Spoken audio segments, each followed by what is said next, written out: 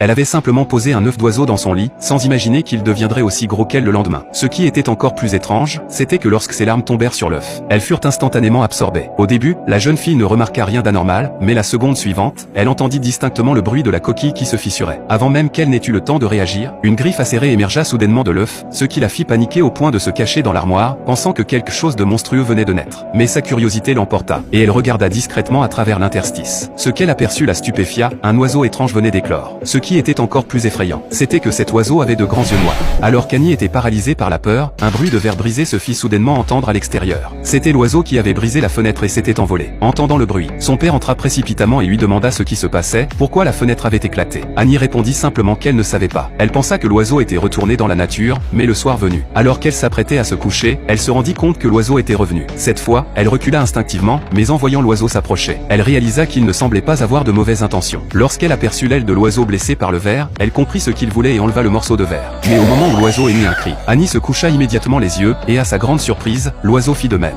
Ce n'est qu'alors qu'Annie comprit que l'oiseau la considérait comme sa maîtresse. En voyant la créature dans cet état pitoyable, Annie décida de l'adopter comme animal de compagnie et lui donna un bain chaud ce soir-là. Ignorant qu'en faisant ce choix, elle allait précipiter sa famille dans une catastrophe. La nuit, alors qu'Annie était allongée dans son lit, elle eut du mal à s'endormir à cause du bruit du chien du voisin. L'oiseau, semblant ressentir la colère de sa maîtresse, s'éclipsa sans bruit et se rendit chez les voisins. Peu de temps après, Annie fut horrifiée de découvrir le chien du voisin mort sur son oreiller. Pour dissimuler ce qui venait de se passer, elle l'enterra précipitamment dans le jardin. Malheureusement, son petit frère, qui détestait Annie, l'avait vue par la fenêtre. Le lendemain, il raconta à leur père ce qu'il avait vu et affirma qu'Annie avait tué le chien du voisin. Paniquée, Annie cacha l'oiseau sous son lit et lui ferma la bouche avec ses mains. C'est alors que son père entra dans la pièce et aperçut des traces de sang sur le lit d'Annie. Il comprit que sa fille était en train de devenir une adulte et se sentit embarrassé. Il prit son petit frère et sortit en silence. Ce jour-là, la mère d'Annie, de retour d'un voyage d'affaires, lui offrit un joli peigne rose, ce qui irrita son frère, qui n'avait rien reçu. Furieux, il exhuma le chien du voisin et accusa Annie de l'avoir tué. Mais leurs parents ne croyaient pas qu'Annie puisse faire une chose pareille. Cependant, l'odeur nauséabonde provenant de la chambre d'Annie alerta sa mère. Elle pensa d'abord à chercher la source de cette odeur et découvrit que les vêtements d'Annie, qu'elle avait choisis pour une compétition, étaient tous déchirés. Comprenant que sa fille avait probablement fait ça pour éviter la compétition, la mère de la jeune fille exerça une pression sur elle en lui disant que si elle ne rapportait pas de bons résultats, elle serait punie et enfermée dans une pièce noire. Après son départ, Annie se sentit très mal et exprima toute sa frustration à l'oiseau, qui était devenu son seul soutien émotionnel. Elle espérait même qu'il pourrait l'aider à participer à la compétition. Avec le temps, l'oiseau commença à évoluer dans une direction incontrôlable, il se mit à avoir des cheveux et adopta des comportements humains. Mais Annie ne ressentit aucune peur et continua à traiter l'oiseau comme un membre de sa famille. Un jour, la mère d'Annie l'emmena à un entraînement de danse. En voyant une autre petite fille se distinguer par ses performances exceptionnelles, la mère d'Annie exprima son désir que cette fille soit sa propre fille.